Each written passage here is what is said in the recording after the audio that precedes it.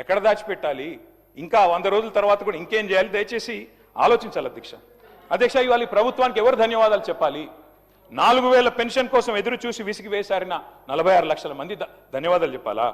లేదా 6000 పెన్షన్ కోసం అలసిపోయిన 100 రోజుల్లో ఇస్తామని చెప్పి అలసిపోయిన 5 లక్షల మంది దివ్యాంగులు ధన్యవాదాలు చెప్పాలా? యూరియా బస్తాల కోసం లాఠీ దెబ్బలు తింటున్న 72 లక్షల మంది రైతులు ధన్యవాదాలు చెప్పాలా? లేదా నెలకు 2,500 ఇస్తామని చెప్పి 1,68,00,000 మంది ఆడబిడ్డలకు మీరు ఏదైతే వాగ్దానం ఇచ్చారో మరి వారు ధన్యవాదాలు చెప్పారా? ఎవరు చెప్పాలి అధ్యక్ష?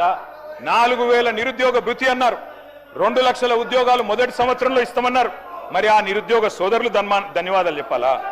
డిఏలు రాక, పిఆర్సీ లేక, బెనిఫిట్స్ అందక నరక యాతన పడుతున్న 10 లక్షల మంది ఉద్యోగులు, పెన్షన్దారులు, అవుట్ సోర్సింగ్ వర్కర్లు వారు ధన్యవాదాలు చెప్పాలా?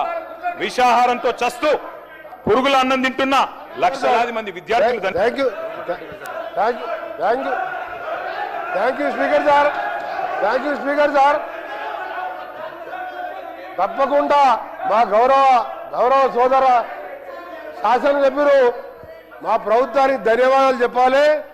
మీరు 10 ఏళ్ళు ఒక్క తెల్ల రేషన్ కార్డు ఇయ్యేందుకు, మేము తెల్ల రేషన్ కార్డు ఇచ్చి సన్నబియ్యం ఇస్తున్నందుకు ఇవాళ 20,000 కోట్లతోని మా ఫైనాన్స్ మినిస్టర్ గారు ఇవాళ యంగ్ ఇండియా స్కూల్స్ పేరు మీద కుల మతాలకు అతీతంగా ఒక యంగ్ ఇండియా ఇంటర్నేషనల్ మోడల్లో ఇవాళ స్కూళ్ళు కట్టి సగం స్కూల్ పూర్తిగా వస్తున్నందుకు ఇవాళ ఆర్టీసీలో 278 కోట్ల మంది 11,000 కోట్ల రూపాయలు ఇవాళ ఆర్టీసీకి చెల్లించి ఉచితంగా మా అక్కా చెల్లెలు బడికి పోయినా, గుడికి పోయినా, అమ్మగారింటికి పోయినా ఉచితంగా పోతున్నందుకు, ఇంకా ఈరోజు మీరు గ్రామాలలో చూడండి, ఏ గ్రామానికి వెళ్ళా 30-40 ఇందిరమ్మ ఇల్లు కడుతున్నందుకు తప్పకుండా మీరు ధన్యవాదాలు చెప్పాలి.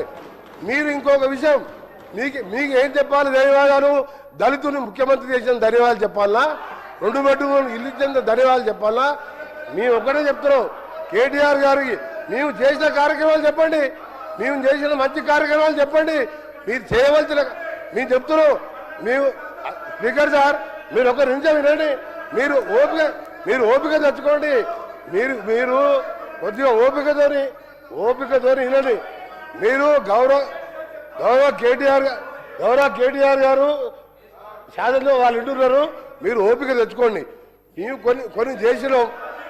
కొన్ని కార్యక్రమాలు చేసినాం. మొదటగా పేదవాళ్ళకు సంబంధించిన కార్యక్రమాలు చేసుకుంటూ అప్పుల బారిన పడ్డ ఈ రాష్ట్రాన్ని గాడిలో పెట్టుకుంటూ ఒక్కొక్క కార్యక్రమాలు చేస్తూ మీరు మొదలుపెట్టి రిజర్వాయర్ కట్టిండు, ల్యాండ్ ఎక్విజిషన్ లేదు, ప్రాజెక్ట్ లేవు, నీళ్లు లేవు, లక్షల కోట్లు అప్పు చేసాను.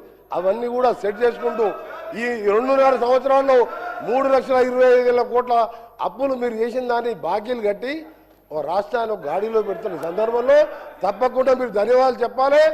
ప్రజలను మోసం చేసేందుకు మీరు క్షమాపణ చెప్పాలి. మీరు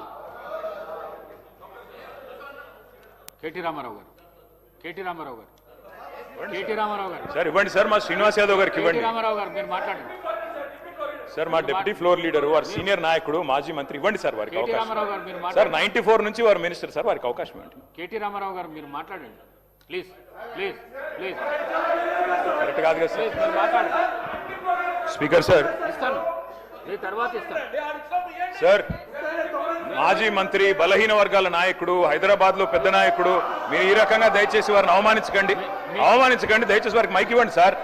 మంత్రులకు ఎప్పుడు అడిగితే అప్పుడు ఇస్తున్నారు, వారికి సంబంధం కూడా లేదు, ఆయనకి ఇచ్చేసినారు. మా నాయకుడు అడుగుతున్నాడు, ఇవ్వండి సార్. మా డిప్యూటీ లీడర్ గారు అడుగుతున్నారు, ఇవ్వండి సార్.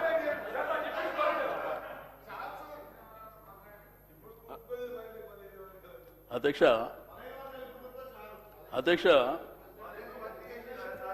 ఈ శాసనసభలో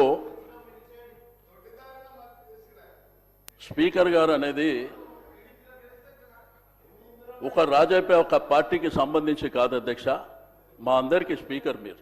అందుకే మీకు మైక్ ఇచ్చాను. నేను చెప్పాను తినండి సార్, నేను చెప్పినాక మాట్లాడండి. మీరు ఈ సభకు స్పీకర్ సార్, అందరి మెంబర్స్ హక్కులు కాపాడవలసింది మీరే సార్. రెండోది, డిప్యూటీ సీఎం గారు కూడా ఇక్కడ ఉన్నారు. పెద్దలు బాలునాయక్ గారు, ఆది శ్రీనివాస్ గారు మాట్లాడారు సార్. మేము ఇక్కడ కూర్చొని విన్నాం, మేము అబ్జెక్షన్ చేయలే. మేము మధ్యలో మైక్ అడిగి ఏదో ఆయన మాట్లాడుతుంది తప్పు అనేటువంటిది మేము చెప్పలేదు సార్. ఇప్పుడు మా వరకు వచ్చినప్పుడు గవర్నర్కు ధన్యవాదాలు చెప్పే తీర్మానం ప్రకారము మా సభ్యుడికి అవకాశం వచ్చింది సార్. ఇప్పుడు రిప్లై చెప్పేటువంటి అధికారం ముఖ్యమంత్రి గారికి లేకపోతే డిప్యూటీ సీఎం గారికి ఉంది. కాబట్టి మా సభ్యులు చెప్పినటువంటిది మీరు దయచేసి వినాలి. మీరు ప్రతిసారి ఇంటర్వ్యూన్ అయినరనుకో, మీరు అక్కడి వైపు నుంచి ఇంటర్వ్యూన్ కావడం, మేము ఇక్కడి నుంచి ఇంటర్వ్యూన్ కావడం, అది సభ మర్యాదలో కూడా కరెక్ట్ కాదు. మీరు గుర్తుంచుకోవాలి సార్. నేను దయచేసి స్పీకర్ గారు రిక్వెస్ట్ చేసేది, మీరు మా హక్కులను కాపాడాలి. అంతే. మీరు అడిగారు కాబట్టి మేము ఇచ్చినాం అది కాదు కదా సార్. అది రైట్ రాయల్గా మాకు రావాల్సినటువంటి హక్కు సార్ అది. దయచేసి నేను మంత్రులకు రిక్వెస్ట్ చేస్తున్నా. ఇప్పుడు సభ్యులు అంటే తెలుసో తెలియక కొత్త పాత ఉంటారు, ఏదో అరుస్తుంటారు, కామెంట్ చేస్తారు, ఇటువైపు అటువైపు జనరల్గా జరుగుతుంది. కాబట్టి మంత్రులు జర బాధ్యతగా దయచేసి సభ్యులు మాట్లాడేటప్పుడు మీరు నోట్ చేసుకోండి. ప్రతిసారి ఇంటర్వ్యూన్ అయితే సభకు మర్యాద గౌరవం ఉండదు సార్. లాస్ట్ టైం కూడా అదే జరిగింది. లాస్ట్ టైం కూడా ఇదే సభలో అనని మాటల్ని ముఖ్యమంత్రి గారు ఆ రోజు సీరియస్గా మాట్లాడినప్పుడు మేము బయటకు వెళ్ళిపోయినాం అధ్యక్ష. కనీసం ఇక్కడ ఉన్నటువంటి చీఫ్ విప్పుల బాధ్యత ఏంది అధ్యక్ష? ప్రతిపక్షాల దగ్గరకు వచ్చి మాట్లాడి ఇట్లా కాదు, ఇది స్పీకర్ గారు పంపించారని చెప్పాలి. అది కూడా జరగలే. కాబట్టి నేను దయచేసి మీకు రిక్వెస్ట్ చేసేది, మీరు మా హక్కులను కాపాడాలి. ఇందులో ఉన్నటువంటి ప్రతి సభ్యుడు including chief minister, opposition leader, ప్రతి ఒక్కరు కూడా సభ్యులే అధ్యక్ష ఇక్కడ. కాబట్టి దయచేసి మా సభ్యుడికి అవకాశం వచ్చినప్పుడు ఆయన మాట్లాడిందంతా వినండి, మీరు నోట్ చేసుకోండి. తర్వాత మీరు రేపు ఎట్లయినా రిప్లై ఇవ్వాలి కదా, అప్పుడు ఇవ్వండి. అంతేగాని వాళ్ళు ఇంటర్వ్యూన్ అయ్యి మేము ఇంటర్వ్యూన్ అయ్యి సభ గౌరవానికి కూడా మర్యాద కాదు అధ్యక్ష. ఇప్పుడు ఇద్దరు సభ్యులు అనేక విషయాలు మాట్లాడినప్పుడు దాంట్లో కొన్ని వాస్తవాలు ఉన్నాయి, చాలా అవాస్తవాలు ఉన్నాయి. అయినప్పటికీ మేము విన్నాం ఇక్కడ. కాబట్టి దయచేసి మీకు రిక్వెస్ట్ చేస్తున్నా, సభ సజావుగా జరగాలంటే సభ్యునికి అవకాశం ఇచ్చినప్పుడు మీరు ఎవరు వాళ్ళు ఇంటర్వ్యూన్ కాకుండా నోట్ చేసుకోమని చెప్పండి, రిప్లైలో చెప్పుకోమని చెప్పండి. మేము చెప్పింది తప్పు, మీరు చెప్పింది రైట్ అంటే అల్టిమేట్గా ప్రజలు చూస్తున్నారు. కాబట్టి తప్పకుండా నేను దయచేసి మీరు రిక్వెస్ట్ చేస్తున్నా, మీరు ఇక మీదట ఎవరికి మధ్యలో అవకాశం ఇవ్వకుండా సభ్యుడికి అవకాశం ఇచ్చారు, వారు మాట్లాడతారు. కేటీఆర్ గారు మాట్లాడిన తర్వాత వాళ్ళు నోట్ చేసుకోమని రిప్లైలా ఇంకా ఏం చెప్పాలనుకుంటారో చెప్పమని చెప్పండి. ఇదే మా యొక్క అబ్జెక్షన్ అధ్యక్ష. గౌరవ కేటీఆర్ గారు మీరు ఇంతకుముందు ఒక పాంప్లెంట్ చూపిస్తూ ప్రతి కుటుంబానికి 2.5 లక్షలు ఇస్తామన్నారు. 2.5 లక్షలు అని అడిగినారు. అవును సార్. అది నాకు కూడా అర్థం కాలేదు. మా డిప్యూటీ సీఎం గారు చెప్తాను, తప్పకుండా ప్లీజ్ మీరు చెప్పండి, దాని జవాబు